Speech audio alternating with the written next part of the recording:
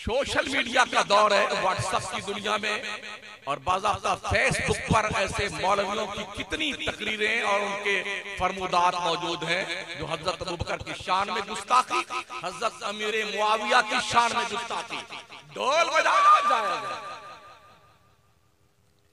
ऐसे भी पीर फटीचर निकले हैं दुनिया में, वो ढोल बजाने को भी जायज करने लगे। तो आम आदमी तो ये सोचेगा यार यही पीर साहब ठीक है, मुरीद होता कि ढोलिया बजाने लगा, यही है ना। पीर से मुरीद होना कोई फर्ज वाजिब नहीं है, कान खोल के सुन लो, सुन्नते मुअक्कदा भी नहीं है।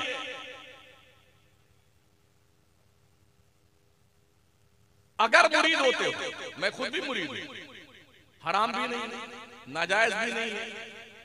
बैअत होना इस माना कर के पीर हमारे दिल को साफ करे, दिल को, जेब को नहीं।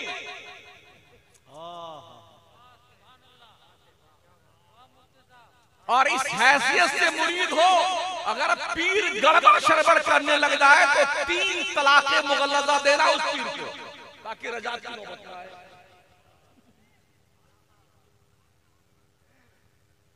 अभी मैं पंडवा शरीफ के पास एक जगह तकरीर करने गया, 20 दिन पहले की बात। 3 पीरों ने एक गांव में, सुन्नियों के गांव में 3 गुरु बना रखे। इनका काम यही है, इल्ला माशाअल्लाह। कहा हजरत, जब हम पहुंच गए, 6 महीने से तारीख लेने के चक्कर में थे, बेचारे एक तारीख मिली, हमको ले गए तो कमरे में बंद करके पूरा गांव का अपना हाल दिल नौजवानों ने बताया। हजरत ये मर्ज हमारे गांव का है, अब आप डॉक्टर हैं, इलाज तो आप ही कीजिए, ये मर्ज है। हमने कहा क्या क्या मर्ज है? कहा हजरत यहाँ हालात ये हैं कि हमारी कौम का ये कहना है कि हम तो अल्लाह को जानते नहीं, हमारे पीर साहब ने बताया तो हमारे पीर साहब ही हमारे अल्लाह। ये मैं सुन्नियों की बात कर रहा हूँ, सुन्नियों की। तो जब हम ये बोलते हैं ना तो हमारा सुन्नी मौलवी अरे तो सिराकुली की बात कर रहा है। गांव का नाम बता दो, पीरों के नाम बताओ। नहीं, जरूरत पड़ने जो कोई शख्स ये कहे कि मैंने अपने पीर को ही अल्लाह मान लिया है, वो मुशरिक है, मुर्तद है, इस्लाम के दायरे से खारिज है। दाढ़ी नहीं, 2 मीटर का दाढ़ा लटका के फिर भी वो मुसलमान नहीं है। बोले हम तो मुर्गी भी अपने पीर के नाम काट लेते हैं। ये उन लोगों ने कहा। बोले हम लोग मना करते हैं तो पीर साहब कहते हैं हम गुंडा लगा के मरवा देंगे तुमको। ये काम भी लोग करते हैं, बड़े मवाली पाल के रखते हैं अक्सर पीर, ताकि कोई अगर हमारे खिलाफ, मतलब हमारे गुंडागर्दी के खिलाफ, हमारी बदमाशियों के खिलाफ कोई आवाज उठाए, आम आदमी या कोई मौलवी, तो उस बैक साइड से उसका मामला सफाया कर दिया जाए। न रहे बांस न बजे बांसुरी और हमारी गुंडागर्दी चलती है। तो उनमें से एक पीर साहब उस जलसे में जलवा फरमाते, मैंने उनको ही हाँ हाँ करवा के तकरीर किया। आने के बाद फोन आया, हजरत कुछ बर्फ पिघल रही है तो एक प्रोग्राम और दे दीजिए। यानी कि जब जोश चर्राया ना तो 28 लाख रुपया चंदा किया कौम ने और पीर साहब को वो नई वाली स्कॉर्पियो खरीद के दिया। तो दूसरे ग्रुप को शौक चर्राया, 65 लाख चंदा किया, पीर साहब को बंगला बना के दे दिया। तेरा बाप भूखे मर रहा तेरे घर पे बेटा, उसको तो कभी नहीं पूछता कि रोटी खाई कि नहीं खाई। तेरी माँ घर में पड़ी ची ची पी पी करती है, कभी पूछा तूने अपनी माँ से खाना खाया तूने कि नहीं खाया? पीर आ जाए तो जूती लेकर और सुन बंदे, माँ बाप का हुक्म मनसूस मिनल्लाह मनसूस मिनर रसूल है। पूरे कुरान में किसी पीर का कोई तज़किरा नहीं है, और माँ बाप का अल्लाह फरमाता है इम्मा यबलुगन्ना इंदकल किबरा अहदुहुमा औ किलाहुमा फला तकुल लहुमा उफ़्फ़िन वला तनहरहुमा वक़ुल लहुमा क़ौलन करीमा। ओ बंदो, तुम्हारे माँ बाप दोनों या दोनों में से कोई एक अगर बूढ़े हो जाए तो उनको उफ भी मत कहना, उन्हें झिड़कना भी मत, उन्हें बुलंद आवाज से बात मत करना, उनके दिल को ठेस ना पहुंचाना। अगर बात करने की नौबत आए ना तो बड़ी नरमी से बात करना। जन्नत कहां है पता है? सुन नौजवान, तेरी जन्नत काबा के दीवार के साए में नहीं है। अल जन्नत तहता अक़दामिल उम्महात। इस्लाम के पैगंबर ने फरमाया जन्नत तेरी मां के कदम के नीचे है। जन्नत ढूंढने पीर के पीछे पुछड़ा पड़ के दौड़ते रहते हैं। क्या पीर थे ख्वाजा गरीब नवाज के यार, ख्वाजा उस्मान हारूनी। 20 साल तक मुरीद को साथ में लिए घूमते रहे, साथ में। और ऐसा दिल साफ किया मोइनुद्दीन चिश्ती का, ऐसा दिल। मैं कहता हूं, मैं एक वली और पीर को खड़ा करता हूं एक तरफ, और आज की तारीख में पूरे हिंदुस्तान, पाकिस्तान, दुनिया भर के सारे पीरों को इकट्ठा कर लो और मैं ख्वाजा मोइनुद्दीन चिश्ती को एक तरफ खड़ा करता हूं। है कोई उनके बराबर? 70 साल तक ख्वाजा मोइनुद्दीन चिश्ती ने ये पीठ जमीन पर सोने के लिए नहीं लगाई है। शेख अब्दुल कादिर जिलानी ने 40 साल तक इशा के वजू से फजर की नमाज पढ़ी है। आप कितनी पढ़ते? जुम्मा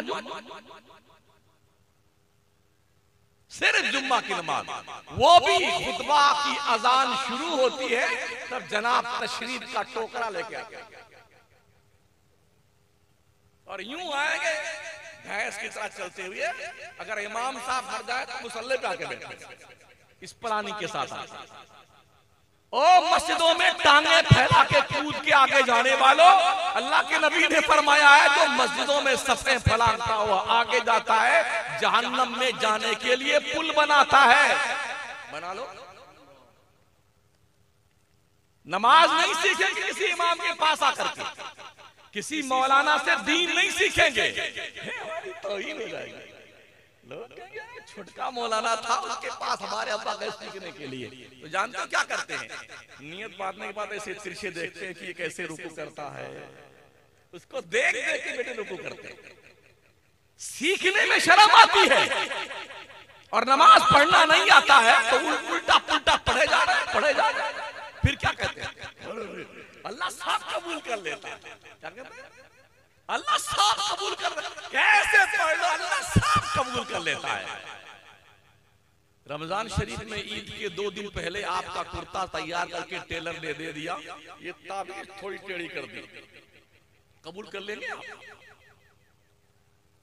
कॉलर छोटी बड़ी कर दी, कबूल कर लेंगे आप? एक कुर्ता कबूल नहीं करते हैं। और आपकी जिंदगी की सबसे इंपॉर्टेंट इबादत नमाज, अहमुल फराइज, अहमुल इबादत, अल्लाह सब कबूल कर लेता है।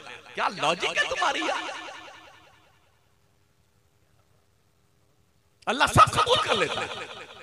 नमाजों को हल्का जानते हो या ये सोच रखा है चाहे पढ़ो चाहे ना पढ़ो हमारे पीर साहब जन्नत में हमको जरूर लेके जाएंगे। अगर ये भूत सवार है तो इस भूत को उतार दीजिए, कोई पीर जन्नत में ले के नहीं जाएगा, उसको खुद ही नहीं पता है जाएगा कि नहीं जाएगा।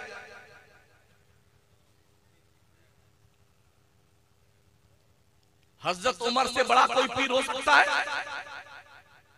फरमाते हैं हजरत उमर फारूक आजम, ये वो उमर है जिनकी शान में कुरान की आयतें उतरी।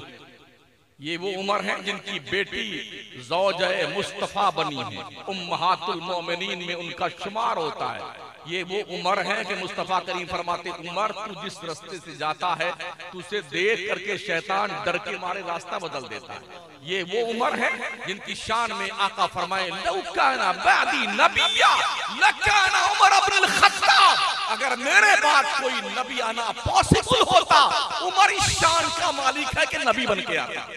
वो उमर क्या कहते हैं? अगर अल्लाह ने हश्र के मैदान में अदल के तराजू पे तौला ला तो कोई जन्नत में नहीं जाता। कोई जन्नत नहीं जाएगा। अल्लाह के परखने पे कौन पूरा उतर सकता है?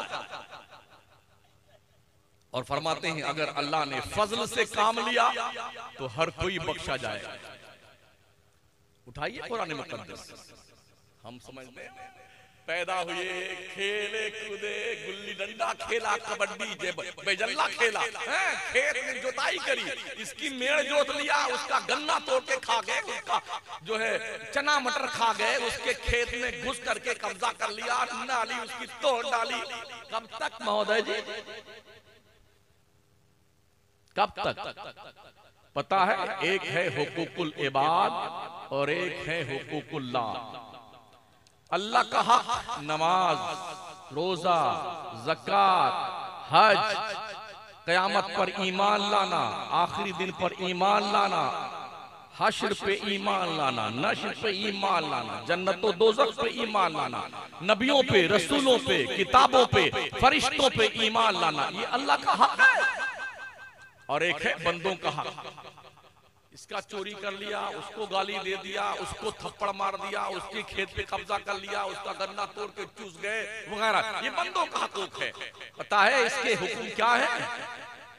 अल्लाह का हक जो है, अल्लाह चाहे तो माफ कर दे और चाहे तो हिसाब ले। बंदों का हक अल्लाह भी माफ नहीं करता है।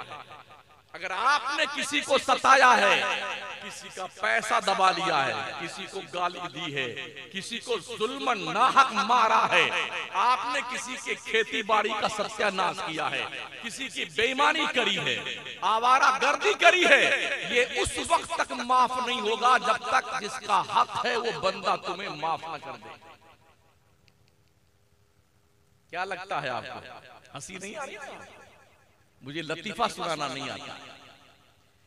उस कौम को क्या लतीफा सुनाया जाए जिस कौम की बहू बेटियां भाग के गैरों से शादियां कर रही हैं? उस कौम को लतीफा सुना करके हंसाया जाए जिस कौम के पास नौकरी के नाम पे एक ढेला नहीं। उस कौम को लतीफा सुनाकर हंसाया जाए जिस कौम का हाल यह है कहां कब उसकी इज्जत आबरू दुकान मकान लूट ली जाए खुद पता नहीं है। उस कौम को लतीफा सुनाकर हंसाया जाए जिस कौम के पास 2 वक्त की रोटी का इंतजाम नहीं है, और इसी पे आप खुश रहते हैं। यार वो मौलाना इतना हंसा के गया, कसम खुदा की पेट फूल के हंसते हंसते। ये कोई तकरीर है? अगर पेट फुलाने का शौक है तो टायर पंचर बनाने वाले की दुकान पे चले जाइए और पंप लगा करके पेट फुला लीजिए। जहन्नम का नाम सुना नहीं सुना है? जन्नत का तो बहुत सुना है। जितने शायर आएंगे, और अपनी अम्मा के नाम सुभान अल्लाह बोलिए, कसम खुदा की एक बार सुभान अल्लाह बोलोगे 10 पेड़ जन्नत में तुम्हारे लग गए। तो लोग समझते हैं वाकई में धनाधन अम्मा के नाम, अब्बा के नाम, पीर साहब का दोनों हाथ उठा के बोलो तो दोनों उठाता 10 पेड़ लगे। भाई साहब इस जगह का नाम क्या है? बस दिलिया में अगर 1 सेंटीमीटर आपकी जमीन ना हो और बस्तिया कर अपना ये डुमरियागंज से जा करके जो पौधशाला है वहां से 10 पेड़ ले आइए, कहां लगाएंगे? आपकी 1 सेंटीमीटर जमीन नहीं है पूरे बैडलिया में, पूरे सिद्धार्थ नगर या बस्ती जिला में 1 सेंटीमीटर जमीन नहीं, कहां लगाओगे? जन्नत में प्लाट खरीदा है जो पेड़ लगाएंगे? 10 पेड़ लग गए महोदय जी, पहले जमीन तो लीजिए वहां पर जन्नत में। और जन्नत में जमीन कहां से मिलती है? पीर साहब से? जी नहीं, 5 वक्ता नमाज पढ़ोगे तो जन्नत में प्लाट मिलेगा आपको। पढ़िए नमाज। हजरत मूसा पैगंबर का नाम सुना है? बहुत जलाली थे। हजरत हारून भी उनके साथ में रहते थे और बहुत बड़ा बदमाश था उनके सामने जिसका नाम फिरौन है। उसने कहा मैं खुदा हूं, मेरी इबादत करो, मुझे सजदे करो। अच्छा, जिसको पैसे से ज्यादा आ जाते हैं ना तो थोड़ा वो पगलाना शुरू करता है, ये फितरत है यार। जब आदमी मालदार बनने लगता है तो थोड़ा पगलाना शुरू करता है, वो एक्टिंग बदल जाती है, बोलने का लबो लहजा बदल जाता है, चलने फिरने का अंदाज बदल जाता है, रहने सहने का अंदाज बदल जाता है, और ऐसे ढंग से चलता ताकि लोग देखें तो समझे ये सठिया गया है, इसके पास पैसे वैसे आ रहे हैं, ये पगला रहा है। इस तर्ज पर लोग जिंदगी गुजारते हैं। तो ज्यादा पैसे उसके पास आ गए थे, उसने कहा मैं खुदा मेरा सजदा कर। तो अल्लाह करीम ने हजरत मूसा पैगंबर से कहा तुम दोनों जाओ, पगला गया है फिरौन, थोड़ा समझा के उसे आ जाओ। इज़हबा इला फिरऔन इन्नहु तगा फक़ूला लहू क़ौलन लय्यना लअल्लहु यतज़क्करु औ यख्शा। जलाली पैगंबर को भेजा है और इस वार्निंग के साथ हजरत मूसा वहां गुस्सा मत दिखाना, दोनों जाओ फिरौन के पास और जाने के बाद बड़ी नरमी से बात करना। क्या करना? नरमी से बात करना। किससे? जिसने खुदा होने का दावा कर लिया, जो अपना सजदा करवाता है, उससे नरमी से बात करने का हुक्म अल्लाह ने दिया है। क्यों? उसने फरमाया लअल्लहु यतज़क्करु औ यख्शा, हो सकता है मूसा तेरे समझाने से नसीहत कबूल कर ले और अल्लाह का डर अपने दिल में पैदा कर ले। तो अगर मूसा पैगंबर को फिरौन के सामने हुक्म है कि नरमी से बात करके समझाया जाए, तो शमसुद्दीन को कहां से हुक्म आ गया कि खबीस नालायक मरदूद शैतान जहन्नमी से तकरीर शुरू करे? हमें कहां ये राइट? कुछ तो ऐसे होते हैं, सारे वहाबी देवबंदी सब निकल जाओ हमारे जलसे से, हमारे जनाजे में से निकल जाओ, सब निकल जाओ। तो किसको जिन्नात तबलीग करोगे? किसको करो?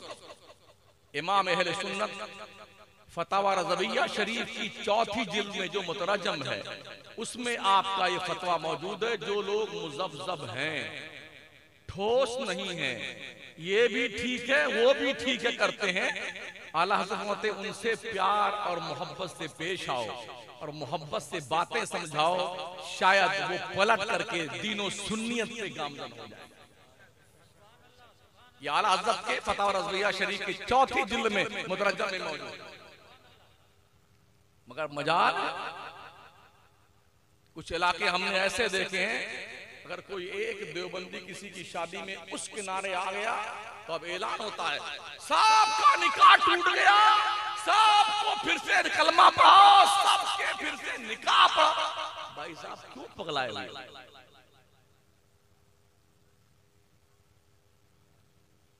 क्यों दिमाग खराब हुआ?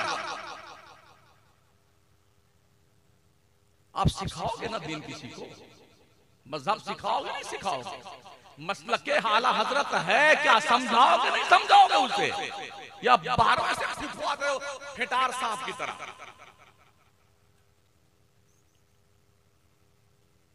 दीन सिखाओ और ऐ लोगों दीन सीखो। और याद रखना, हम तो एक दिन के लिए आए ना, ये उलमा जो आपके करीब रहते हैं, जो इमाम मस्जिदों में, इनकी बारगाह में हाजिरी देके इनसे दीन सीखा करो। ये सिर्फ तुम्हारे मुर्दों के जनाजा पढ़ाने के लिए नहीं आए हैं, तुम्हें दीनदार बनाने आए। और इनके हक पहचाना करो उलमा के। शादी ब्याह का मौका होता है, बेचारा 365 दिन तो खिदमत करता है दीन की इमाम साहब, और शादी हुई, लड़के का निकाह पढ़ाने पीर साहब तशरीफ ले आए और सारा नजराना लेके भाग गए। गलत कहता हूं?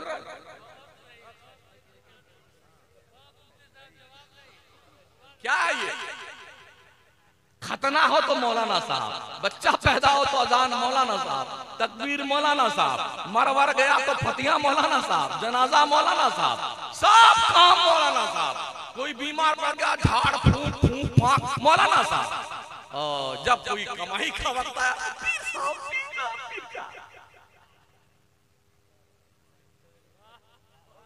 हक पहचानो। और ये भी सुन लो, अल्लाह का इरशाद है कुरान मुकद्दस में, यौम नदऊ कुल्ला उनासिन बिइमामिहिम, हश्र के दिन नमाजियों मुक्तदियों हम तुमको तुम्हारे इमाम के साथ बुलाएंगे। इमाम लोग शक्ल पहचान लेना बदमाशों की। जो भी नमाजी तुम्हारी बदमाशी करता हो, तुम्हारी शिकायत तुम्हारे पीछे लगा हुआ हो, तुम्हें गालियां देता हो, शक्ल पहचान लो। जब ये बुलाए जाएंगे तुम्हारे सामने, तुम्हारे साथ में अल्लाह की अदालत में, तो कह देना अल्लाह यही कमबख्त है, यही कमबख्त हमको परेशान करता था।